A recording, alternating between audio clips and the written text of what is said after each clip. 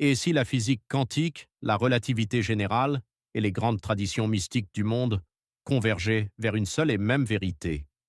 Et si l'équation la plus puissante jamais formulée, celle qui unifierait toutes les forces de l'univers, portait en elle la preuve de l'existence de Dieu? C'est la question explosive que pose José Rodríguez dos Santos dans La Formule de Dieu, thriller scientifique et philosophique publié en 2006, traduit dans plus de 20 langues, et considéré par beaucoup comme l'un des romans les plus intellectuellement ambitieux du XXIe siècle. Aujourd'hui, nous n'allons pas simplement raconter une histoire. Nous allons traverser ensemble les couloirs de la physique théorique, explorer les limites de la rationalité scientifique et nous demander, comme le font les personnages du livre, si la science et la foi sont condamnées à s'opposer ou si elles cherchent, depuis toujours, la même chose. Bienvenue dans ce résumé profond de La Formule de Dieu. Le roman s'ouvre en Iran, à Téhéran. Le professeur Thomas Noroni, cryptologue et linguiste portugais de réputation mondiale, est convoqué d'urgence par les services secrets américains. Une mission lui est confiée: décrypter un message ultra secret intercepté dans les archives du programme nucléaire iranien. Ce message ne contient ni plan d'armes, ni coordonnées de missiles. Il contient quelque chose de bien plus perturbant, un texte en araméen ancien, la langue du Christ, et une formule mathématique que les physiciens les plus brillants du monde n'arrivent pas à interpréter. Pour comprendre pourquoi cette formule est si bouleversante, il faut comprendre l'état de la physique moderne. Et le roman fait cela avec une pédagogie remarquable. Depuis le XXe siècle, la physique repose sur deux piliers théoriques gigantesques et incompatibles. D'un côté, la relativité générale d'Einstein, publiée en 1915. Elle décrit le monde à grande échelle, la gravité, la courbure de l'espace-temps, les galaxies, les trous noirs. C'est une théorie d'une élégance mathématique époustouflante, confirmée des milliers de fois par l'expérience. De l'autre, la mécanique quantique, développée par Bohr, Heisenberg, Schrödinger, Dirac dans les années 1920. Elle décrit le monde à l'infiniment petit, les atomes, les photons, les quarks. Elle aussi est d'une précision extraordinaire. La physique quantique est la théorie la mieux vérifiée de l'histoire des sciences. Le problème? Ces deux théories se contredisent fondamentalement. La relativité est déterministe, continue, géométrique. La mécanique quantique est probabiliste, discrète et gouvernée par le principe d'indétermination de Heisenberg. Quand on essaie de les combiner dans les conditions extrêmes d'un trou noir ou à l'instant du Big Bang, les équations explosent, produisant des infinités qui n'ont aucun sens physique. Depuis un siècle, les plus grands esprits de l'humanité cherchent à réconcilier ces deux descriptions du réel. C'est ce qu'on appelle la théorie du tout ou théorie de grande unification. Einstein lui-même y a consacré les 30 dernières années de sa vie et a échoué, ou du moins, c'est ce qu'on croit.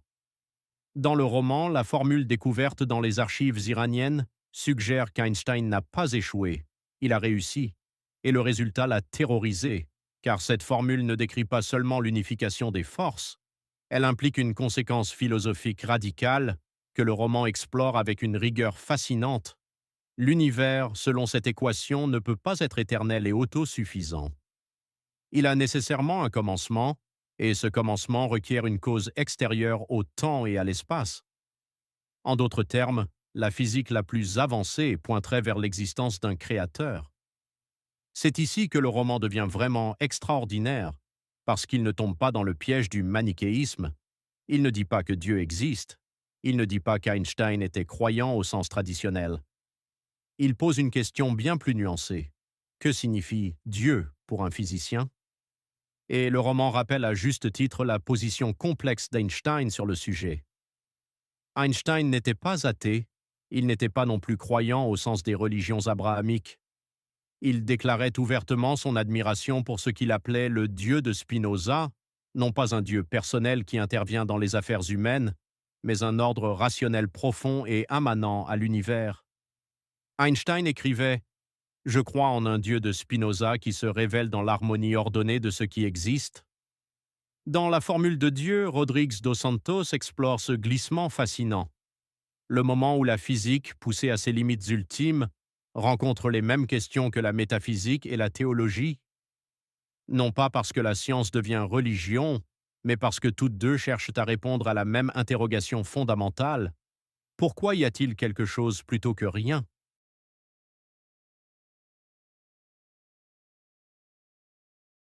Le roman fait dialoguer des traditions spirituelles multiples, le Coran, la Kabbale juive, la mystique chrétienne, pour montrer que toutes, malgré leurs différences culturelles, semblent intuitionner quelque chose de similaire sur la nature profonde de la réalité. Ariana Pakravan, en tant que physicienne iranienne et musulmane, incarne cette tension magnifiquement. Pour elle, la science n'était pas une menace à la foi, c'est le chemin le plus rigoureux vers la contemplation du divin. Mais l'histoire n'est pas qu'un séminaire de philosophie des sciences, c'est aussi un thriller haletant. La formule d'Einstein, si elle était rendue publique, aurait des conséquences géopolitiques et idéologiques cataclysmiques.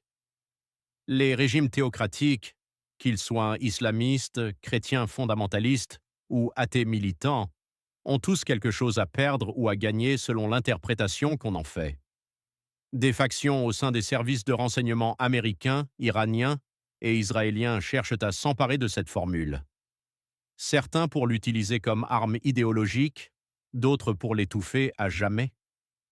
Noronia et Ariana se retrouvent pourchassés à travers Téhéran, puis à travers plusieurs pays, décryptant simultanément le code mathématique et les messages araméens cachés dans des textes religieux millénaires. Chaque déchiffrement ouvre une nouvelle couche de sens, scientifique, historique et spirituel. L'auteur intègre brillamment des connaissances réelles, la cosmologie du Big Bang, les travaux de Stephen Hawking sur les singularités, les cordes cosmiques de la théorie des supercordes, le principe anthropique et même la mécanique quantique de la conscience du physicien Roger Penrose.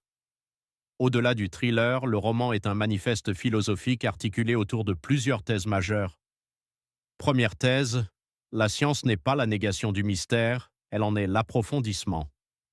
Plus la physique progresse, plus elle révèle que la réalité est profondément étrange. La mécanique quantique nous dit qu'une particule peut être en deux endroits simultanément jusqu'à ce qu'on l'observe. La relativité nous dit que le temps n'est pas absolu, qu'il se dilate selon la vitesse et la gravité.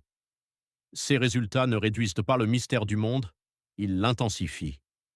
Deuxième thèse, le fine-tuning de l'univers. Le roman explore longuement ce que les physiciens appellent le réglage fin, ou fine-tuning, de l'univers. Les constantes fondamentales de la physique, la constante gravitationnelle, la masse de l'électron, la constante de structure fine, ont des valeurs précises qui permettent à la matière complexe et à la vie d'exister.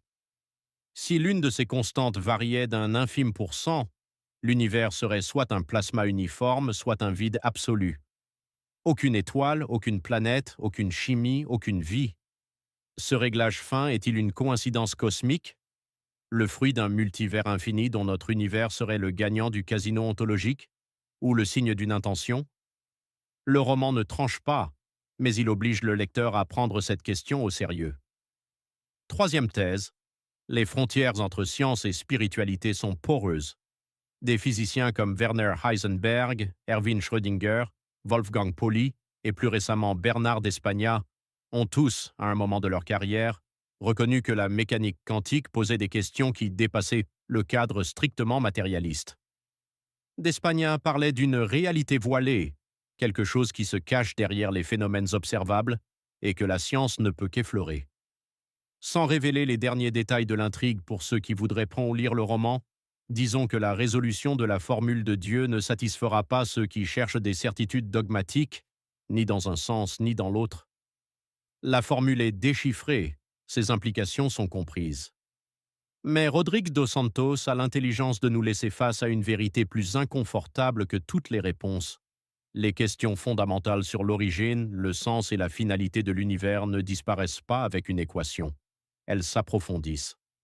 Ce que le roman affirme avec force, c'est que la quête elle-même est sacrée, que ce soit sous la forme d'une démonstration mathématique ou d'une prière.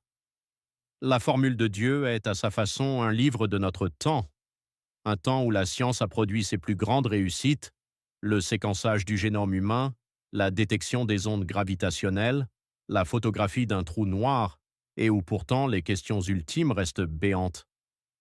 Il nous rappelle que Newton était profondément théiste, qu'il voyait dans les lois de la physique la signature d'un architecte, que Leibniz affirmait qu'un univers régi par des mathématiques nécessitait un dieu mathématicien, que Gödel, le plus grand logicien du XXe siècle, a formulé une preuve ontologique de l'existence de Dieu